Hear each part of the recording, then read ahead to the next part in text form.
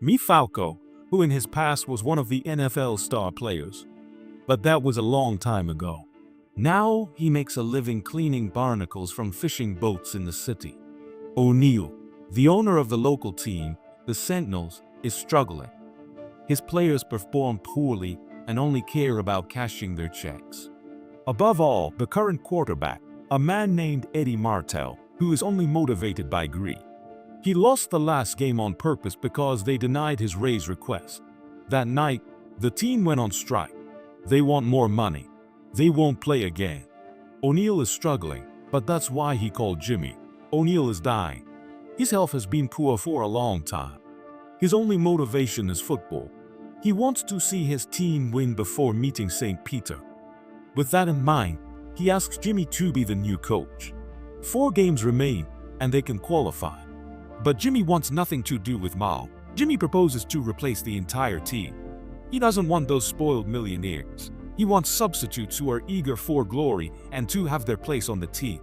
After O'Neill agrees to give him full control to recruit and coach, the deal is made that same night. Jimmy sets out to recruit. The first on the list is Bateman, a cop with dreams of being a football star. He's an unstoppable beast who will surely give them moments to remember. Clifford, who now works in a store, but is the fastest guy Jimmy has seen. However, they call him Butterfingers. Andrew Yoma, 2 mammoths with the strength to pull a truck down the highway. Yet an excellent kicker, but who has some problems with drinking and gambling. Despite that, they believe he will fit in with the team. And finally, Falco, to be the quarterback of the team, is surely tired of cleaning the crap from the boats. His life is football, and he is offering a second chance. Clearly, the substitutes were not received in the best way. The fans are upset. They don't want the fate of the season in the hands of amateurs. Brian, the best catcher Jimmy got, is deaf, so there's not much they can teach him.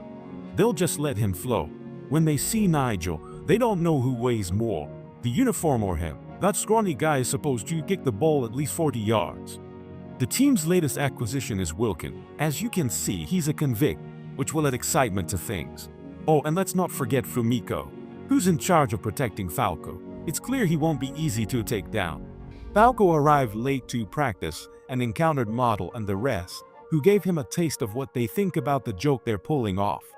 As soon as he sees Falco, Nigel recalls his biggest defeat, losing a large sum of money in front of everyone. Falco is remembered as the only quarterback who panicked in the Super Bowl and lost by more than 40 points. And of course, let's not forget about the girl Annabelle, who captures Falco's attention from the very first moment. Annabelle is responsible for creating a cheerleading team, as the official one suddenly resigned.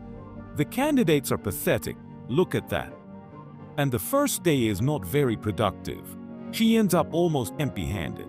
In the end, 2 pretty girls who are exotic dancers show up, and seeing herself empty-handed, Annabelle agrees and tells them to bring friends. At the end of the day, Falco's car is still overturned, so Annabelle offers to drive him, even though she's a menace behind the wheel and the trip is a challenge. The next morning is game day, and the first thing we see is Fumiko eating 2 dozen eggs to gain strength. With the kickoff, the action begins, but the team fails to agree, marking a bad start for the team. This costs them the first score, and, as expected, they start losing. Fumiko's eggs appear and Clifford follows them out of disgust. With Fumiko feeling better, the team achieves their first complete pass, and it's time for Nigel to do his thing. To everyone's surprise, Nigel is a kicking star. What would be a challenge for a professional was just another kick for him. Wilkin does his thing and scores, managing to put the team at a smaller advantage. But Falco loses the ball in a dangerous area. Jimmy calls Bateman. He needs the ball and it's his fury that's needed. And the bull out of control manages to recover the ball for the team with just one more play. Falco changes the play at the last moment, costing them the game, and Jimmy accuses him of panicking again. That night at the bar, Model and his guys arrive at the bar to mock the defeat, and things get a little out of control. They all end up in jail, but that doesn't ruin their moment. They finally acted as a team and had each other's backs. The next day, Model and his guys wait for Falco again to flip his car, but this time Andre is there to help.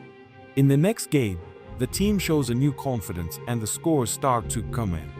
The cheerleaders are a hit among the fans, and the crowd goes wild. That includes some from the rival team, who can't stop watching them and lose sight of the ball. With 65 yards separating them from victory, the confidence rests on Eagle. It's one of the longest distances ever made, and the end is a field goal.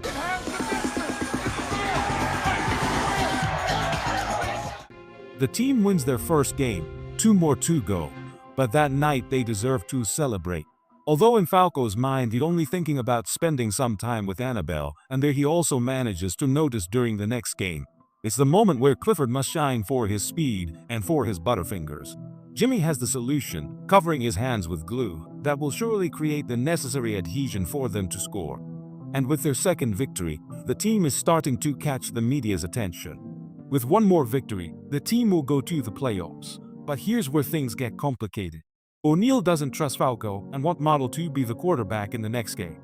The rival team is the strongest of the season since Falco's defeat. It has a reputation for breaking down when things get tough. After Jimmy passes the news to Falco, he is responsible for passing it on to the team. Then he leaves and forgets that he had a date with Annabelle, who waits for him for several hours until she gives up. The final game begins and public opinion about Model surfaces quickly. Everyone knows he's a coward and can't lead. Just 40 seconds in, the Sentinels are already losing by a touchdown. Model can't get the team in order, and it's clear the chemistry is gone. With the team morally defeated, fans are upset, Model is a disgrace, and Falco knows he must act soon and returns to take his place, while Andres is concerned with getting Model out of sight. As soon as Falco steps onto the field, the crowd goes wild. It's clear he has everyone's support, and it's time to give it everything. Jimmy reminds them that the strike ends tomorrow, so if they want a future in football, everyone must give their best. There's no guarantee tomorrow for anyone. Today everything ends. Facing the toughest team in the league, it's time for the substitutes to prove they're there to win. Although they score, one of their runners ends up with a broken leg. But the game isn't over yet. Falco does his thing, connects the passes, and gets the team moving again. With the score almost tied, it's time for Nagel to make a field goal to keep them alive. However, in the stand are his creditors, who bet against him, and if they win, he will lose his B and maybe some fingers.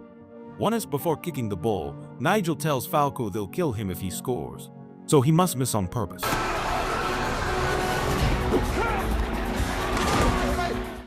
Falco does what's necessary, not only saving his friend, but also taking the ball and running alone across the field, scoring the points needed to tie the game. Nigel broke his arm when he fell, but it's better than his neck. Now the team has 50 years to achieve the impossible in one last play.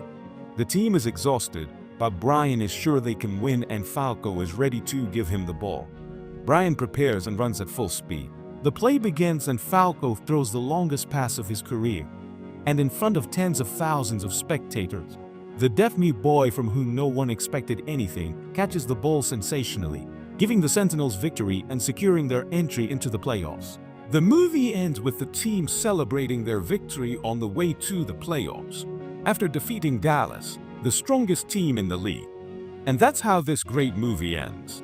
Subscribe, turn on notifications, and thanks for watching.